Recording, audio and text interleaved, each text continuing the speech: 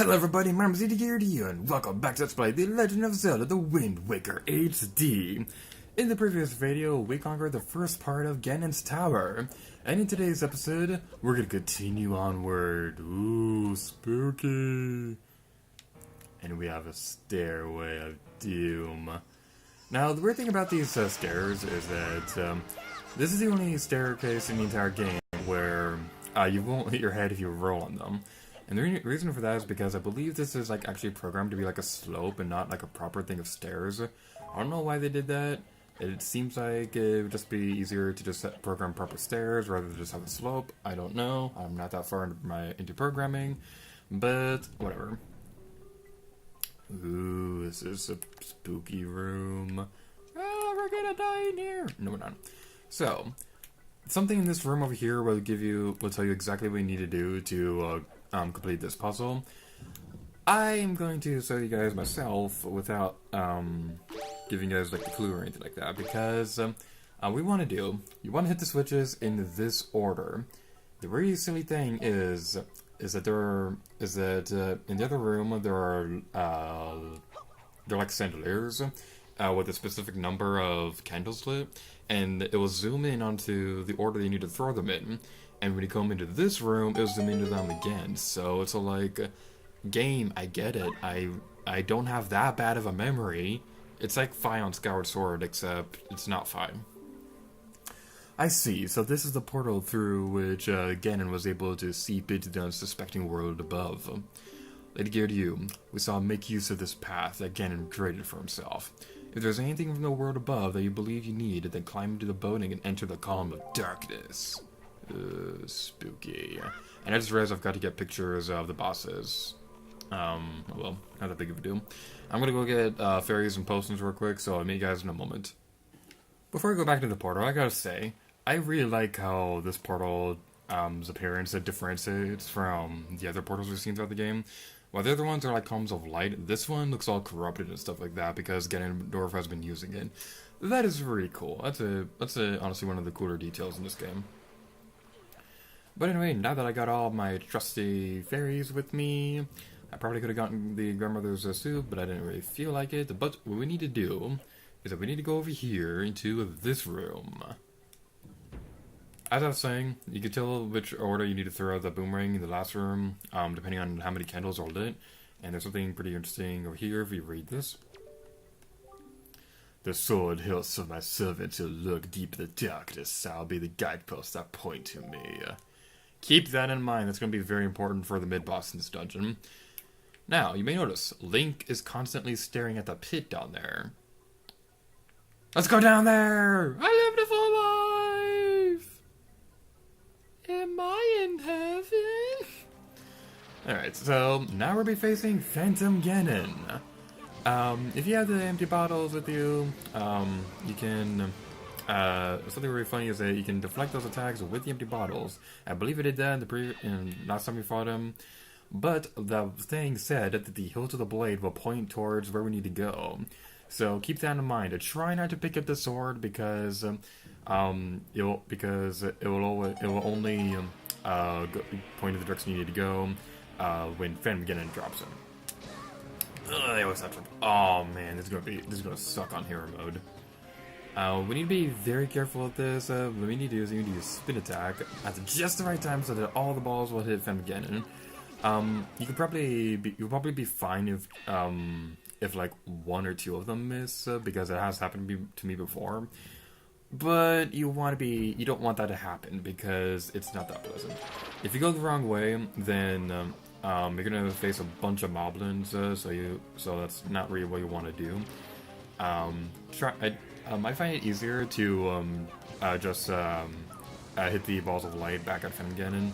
The red one, the timing of that, the red balls, the timing of that could be a little difficult, and the clone attack is very tricky as well. What the heck? Okay, let's try this again. Hopefully this time without fail. Boom! Haha. I like how I said that the timing for the red balls are difficult. Yet I was having trouble with the blue one, and I got the red one on my first try. Okay, come on, buddy. Come on, buddy. Let me destroy you. Don't do that. That's not very nice. Come on. Oh, that was way too... I backflipped away from danger. I lost many points right there. Yeah, this is going to be basically doing the same thing over and over again. You definitely want to try to memorize the timing for this, because we're going to be doing this for a little while. Not too long, it just seems like it takes a while. And, okay. 1, 2, 3, Xbox, PlayStation. Yay! PlayStation saves the day! That was a really stupid thing. Speaking of which, okay, I want to go on a little rant real quick, because of something that happened to me this morning. I've been trying to set up the Xbox Live to connect to my Xbox 360 because because I already talked about how there's a game on the... Because I bought the Xbox 360 specifically for a Let's Play I'm going to be doing later in the year, and this game I'm going to be doing has DLC. And I can't download that without Xbox Live, so it took a really long time because, like, for whatever reason, my Microsoft account just would not connect to the account that I had set up on the 360. I eventually figured it out, but I lost all my save files that I've been playing on the 360. So I was like a third of the way through Sonic Generations, which, by the way, is not the game that that I bought the 360 for. I was... what other games was I playing? I was also playing Tomb Raider Legend. I was about halfway through that game, but I played the game a million times, so it's not a big of a deal. But what really bothers me was the fact that I lost all my progress on Tomb Raider 2013, because I was halfway down with that game, and I lost all my progress on that, and I was really far into the game. That is a long game for Tomb Raider standards, so I am really upset about the fact that I lost my save file on that. Alright, so now we have the final arrow. We have the light arrows. Ganondorf, light arrows were the reason that you lost last time. Why do you have them in your dungeon? I never really understood that. So, light arrows. We're too slow for that. Get away from me. Oh, darn it. Let's try this again. Don't attack me, don't attack me. Which one is it? It's you. Okay, never mind. Stop doing this attack. Do something that I can block easily. Why didn't that work? Come on. Be defeated. Light arrow!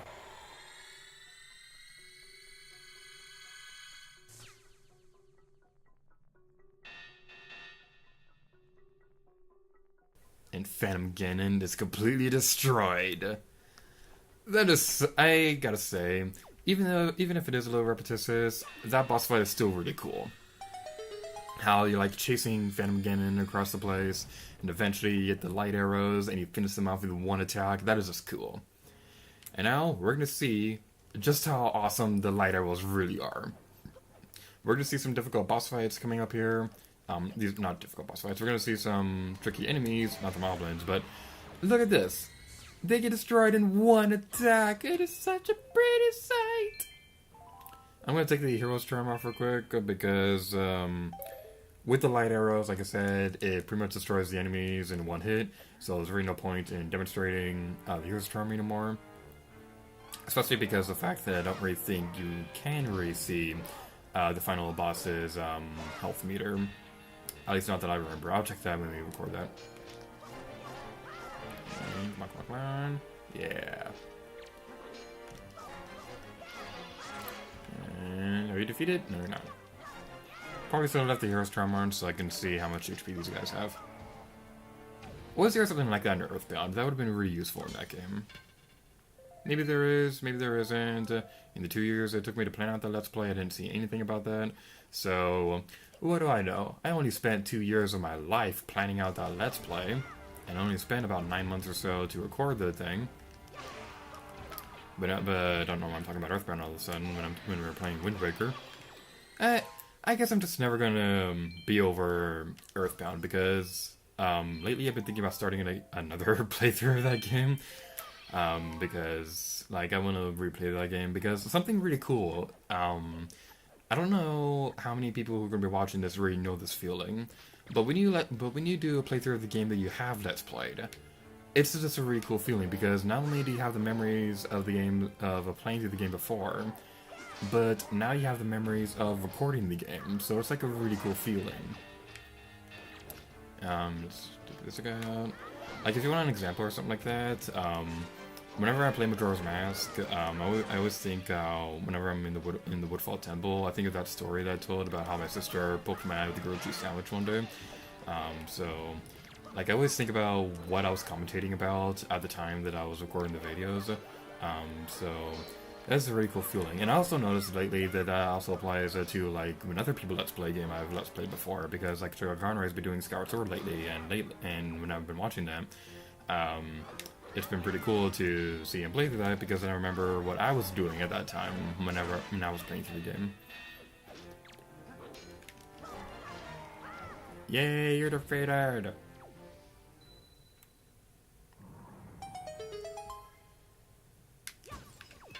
Okay, we have 3 fairies left, and the final boss is beyond this door.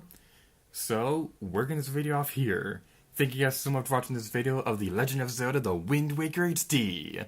The next episode will be the finale, so thank you guys so much for watching, and until next time, let it get rid of you. Oh yeah!